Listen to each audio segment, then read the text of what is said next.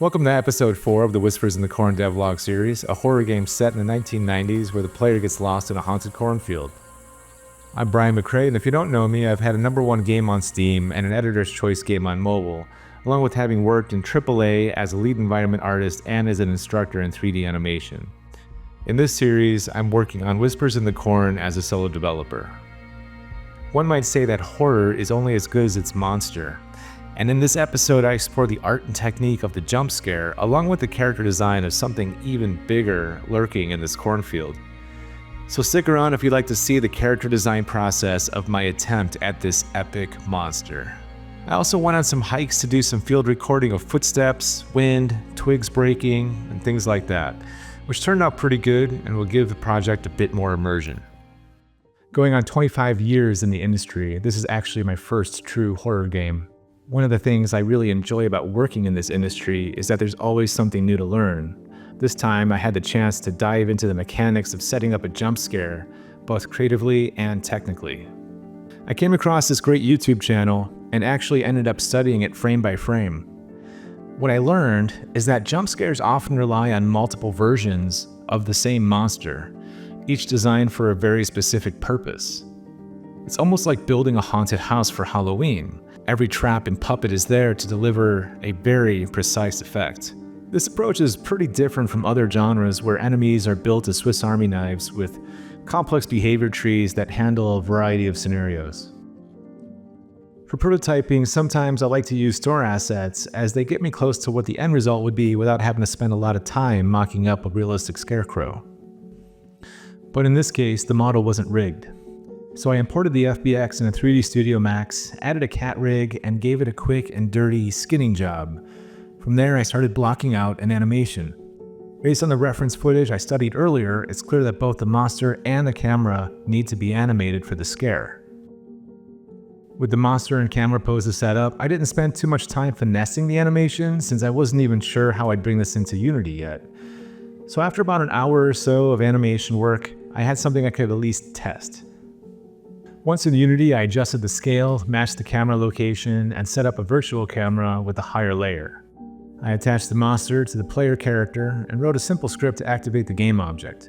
Taking the whole thing a bit further, I added some lights and a custom post-processing volume that also activates with the game object. This is what I ended up with.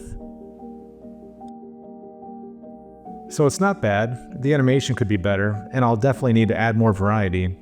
But essentially, I've worked out the pipeline, which is all animation driven. For systems like this, I like covering the tech part first, so that I don't end up with a bunch of unusable art assets down the road. In this case, I could safely add a variety of scares and use this system to drive them. So there's actually an even bigger monster in Whispers in the Corn, and that is this idea that there's this ancient Eldritch god that sort of controls everything.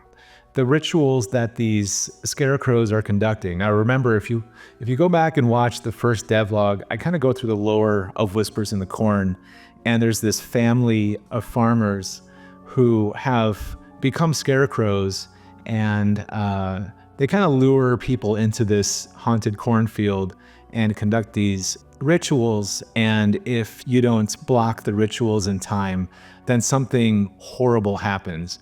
Well, it's time to explore what that horrible happening thing is. It is essentially the awakening of this ancient, horrible god that is behind the haunting of this cornfield. And so I had some pillars in mind that I've been thinking about with this. First of all, I found that I wanted it to be, really big. I wanted it to tower over the player, something that was high up in the air. And this kind of just came from play testing. I found that as I've been running through the cornfield, there's sort of two different levels of visuals. There's the looking straight into, kind of the cornfield itself, and then there's looking up into the sky, and you kind of have a big blind spot in between. So I needed to fill in something up in the air. Anything kind of in between kind of gets lost because the corn stalks are so tall. So I knew I wanted this thing to be really big and tower over you, essentially. The other thing is I wanted it to come out of the ground. I wanted it to look like it was made from corn stalks, from vines, from bark. You know, it kind of just comes from the earth. But at the same time, it's like this horrible, twisted thing, a total abomination, and something also otherworldly, right? So something really kind of menacing. You know, the other thing is I just wanted it to be really iconic. I have this idea where the head isn't even really a head, or it doesn't really have a face.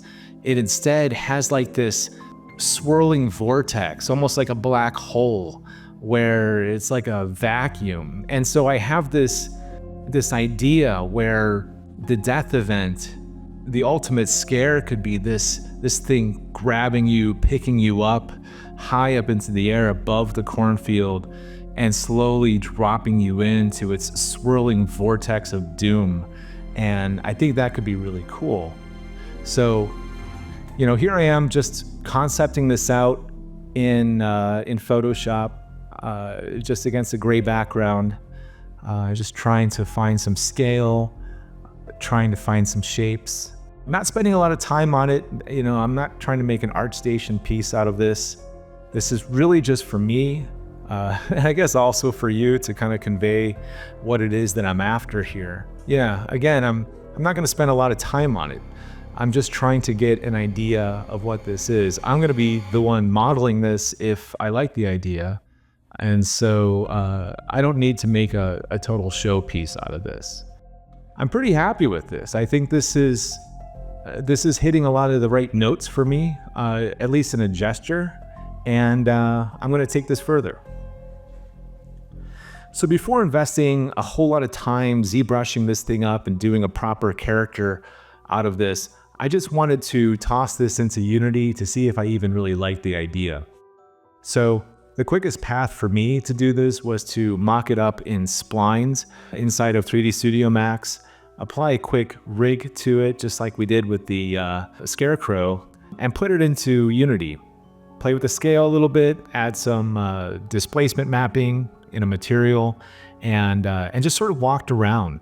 Saw what it looked like in different lighting conditions, got up close to it, far away, and tried to imagine what it would look like if it was moving around, and imagine what it would look like with more stuff hanging off of it, dangling vines and a swirling vortex head and stuff getting sucked into it. Maybe lightning crashing behind this thing. And I thought it was working. So I took a screenshot, brought it into Photoshop, and painted it further. You know, at this phase, I'm pretty convinced it's gonna work. I just want to get some colors on it, some lighting on it, maybe explore what the swirling vortex of doom could look like, and just go further with the overall, you know, design of this thing. And so this is what I came up with.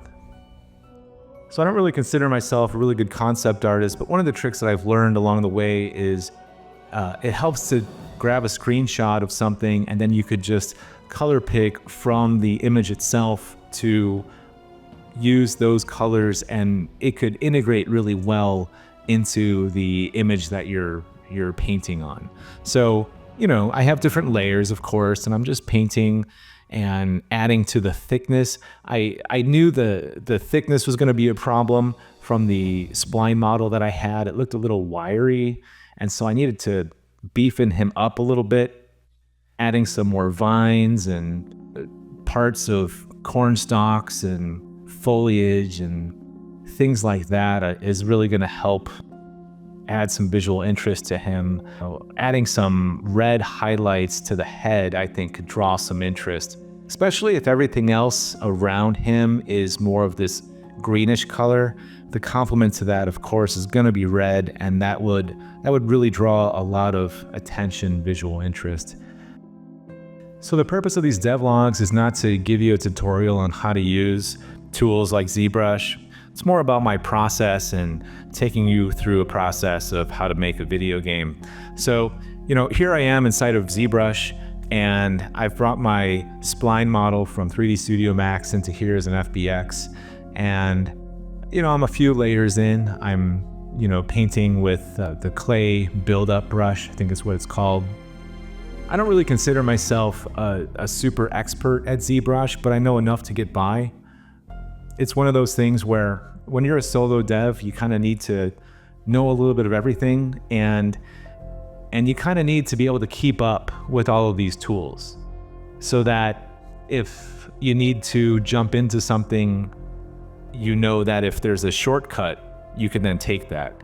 Really all about knowing how you can get to the end result as quickly as you can, because there's just so much work to do. There's just a lot.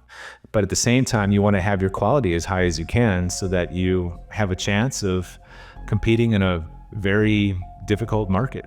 And I know there's a lot going on in the world of AI right now.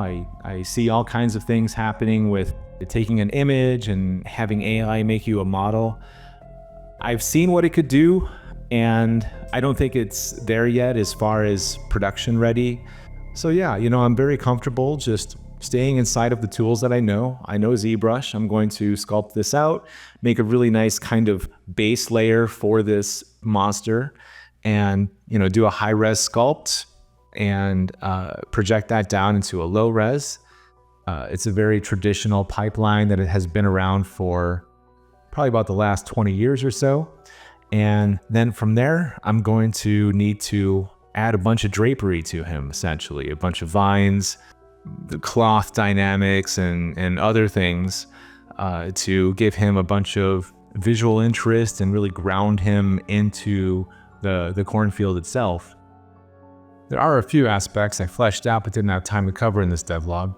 For example, I've been working on a VHS style effect using a combination of rendered targets and pre-rendered videos, and I've also started developing a conversation system with the corn itself, which is kind of why I called it Whispers in the Corn in the first place.